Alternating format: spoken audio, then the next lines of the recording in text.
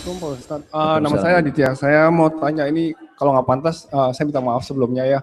Jadi saya dikasih ini sama ya dia kiai dari Garut. Menurut dia ini ayat Al-Quran. Jadi saya pasang ini udah sejak lama, cuman terakhir-terakhir ini saya lepas karena saya baca soal Islam dan mistik dan itu nggak relevan, jadi nggak boleh praktis itu kan, jadi saya lepas. Di sisi lain saya nggak tahu ini mesti bagaimana, karena saya juga nggak tahu artinya apa.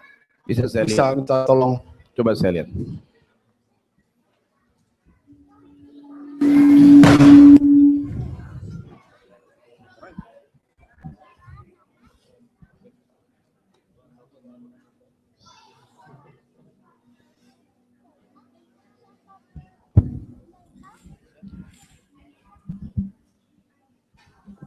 Iya, ini sama ini. Jadi inilah ciri yang saya bilang buhul tadi ya.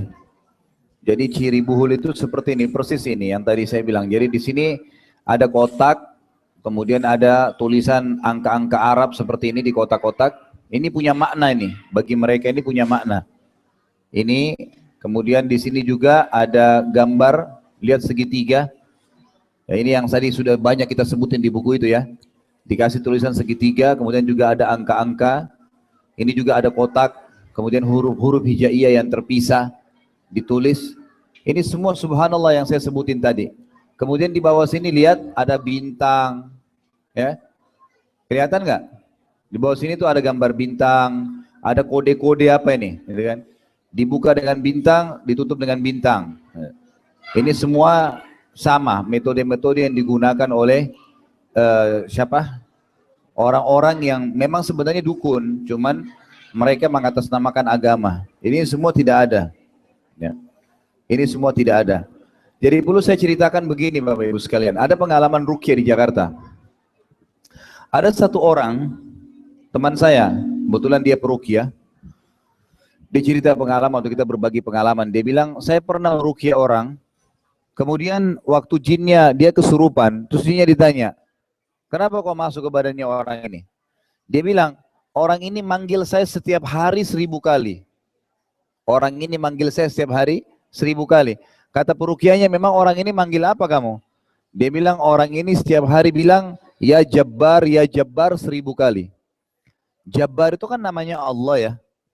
Tapi belum pernah ada sunnah dari Nabi SAW dibaca 1000 kali. Nggak ada zikir 1000 kali ya Jabbar. Karena dia amalkan yang Nabi tidak pernah contohkan, ternyata itu bisa mengundang syaitan. Dia bilang, nama saya Abdul Jabbar. Syaitan itu. Saya masuk ke badannya gara-gara itu. Contoh. Kemudian ada juga orang yang pernah diruqyah ditanya, kenapa kau masuk? Dia bilang, orang ini selalu kirimin saya Al-Fatihah. Dia bilang Al-Fatihah kepada Abdul Qadir Jailani. Saya Abdul Qadir nama saya. Saya masuk ke badannya. Sementara mengirim surah Al-Fatihah untuk orang mati, tidak pernah ada sunnah Nabi. Pernah nggak Bapak Ibu dapat riwayat Nabi bilang Al-Fatihah untuk Hamzah, pamannya meninggal, Al-Fatihah untuk ahli Badar, ahli Uhud? Nggak pernah. Kita yang buat-buat tuh, nggak pernah ada seperti itu. Yang ada doain iya, doain, minta ampun buat mereka iya. Tapi ngirim ayat Al-Quran untuk orang mati itu belum pernah ada sunnahnya. Ternyata dengan dia kirim itu tidak sampai ke orang mati, tapi ditunggangin oleh syaitan yang ada di sekitar situ untuk masuk ke badannya. Ada teman saya juga pernah ngeruqyah sekali lagi di satu pesantren gitu. Pada saat dia masuk, diajarin ruqyah, lalu dia ruqyah, dia baca ruqyah, satu masjid itu kesurupan. Anak-anak santrinya. Lalu kiainya bilang, kamu ngapain murid-murid saya nih? Dia bilang, pasti pagi ada pelanggaran nih, nggak mungkin. Dia bilang, saya nggak pelanggaran apa-apa, coba renungin baik-baik, ada amalan-amalan enggak, ritual-ritual enggak? Ternyata setelah direnungin sama kiainya, memang ada ritual yang biasa dibaca malam Jumat 4000 kali. Ya, ada zikir-zikir itu baca 4000 kali. Enggak pernah ada hadis baca 4000. Maksimal hadis Nabi apa?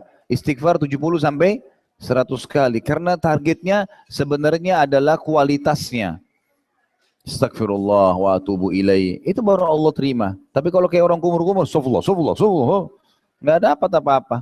Ya, kan? Jadi seperti itu. Jadi mohon maaf, ini memang bagian dari hal yang sebaiknya tidak ada. Iya, ini nanti dimusnahkan aja, dibakar. Semua yang begini ya, jadi ini contoh. Makanya dari awal dari pertemuan saya bilang kalau ada yang punya kertas, punya kulit, jimat, apa semua serahkan. Nanti kita jelaskan. Dan ini caranya sederhana. Tetap di sini memang ada beberapa ayat. Ini yang saya bilang, kadang-kadang ayat kemudian diputus. Ya, ini contoh ciri di sini, lihat ya. Ini kotak, kemudian ada di sini ditulis di pinggir-pinggir miring, tulisan miring.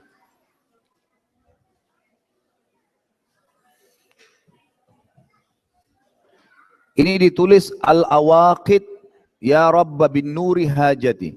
Ini tidak ada artinya dalam bahasa Arab ini.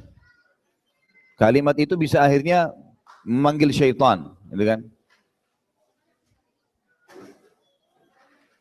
Wah, ini lebih banyak lagi, saya tidak mengerti terus terang. Walaupun tulisannya bahasa Arab. Di sini ada wajada ala rizq. Wajada itu mendapatkan, ala rizq mendapatkan rezeki. Dia tulis begitu, kemudian ditaruh di sebelah kotaknya. Kemudian di sini ada tulisan, ini kalau kelihatan ya, ini seperti huruf sin yang banyak sekali disambung-sambung. Ini nggak bisa dibaca. Saya bukan nyombongkan diri, Bapak Ibu sekalian, sudah sekian tahun belajar bahasa Arab, saya nggak bisa baca apa ini. Nah ini biasanya begitu. Jadi buhul-buhul ini dilihatkan kalau mayoritas orang Muslim dikasih tulisan bahasa Arab. Nanti disisipin di situ beberapa tulisan-tulisan tentang masalah sihir itu. Nah ini biasanya dikasih untuk pelaris. Biasanya begini nih dikasih untuk pelaris. Bisa ini, bisa kain, ditaruh di tempel di tembok dan seterusnya. Jadi ini sebaiknya dibacakan surah Al-Falaq, cara musnahkan ya kalau ada di rumah apa? Tiup. Setelah baca Al-Falaq tiup. Bakar sampai musnah. Setiap ditemukan hal-hal yang tidak enak di rumah, kalau sudah diruqyah ya, tadi misalnya ruqyah air, semprotin seluruh rumah, coba praktekin 2 minggu. Dipraktekin, nanti insya Allah apapun yang ditemukan yang aneh enggak ya, ditangkap, diambil kalau hewan, mungkin ada belatung, ada apa diambil, mau itu dimusnahkan semua ya, dibakar, buhul semua harus dibakar, dimusnahin, jadi bukan cuma dibuang. Kalau ada pisau, keris, itu dibawa ke tukang las, kalau di Indonesia tukang las saya suruh tuh, dipotong-potong, terus direndam di air ruqyah, di ruqyah terus direndam. Mungkin dibiarin 1 hari, itu insya Allah dengan izin kita supaya Allah hancurin, setelah itu baru dibakar. Seperti itu ya.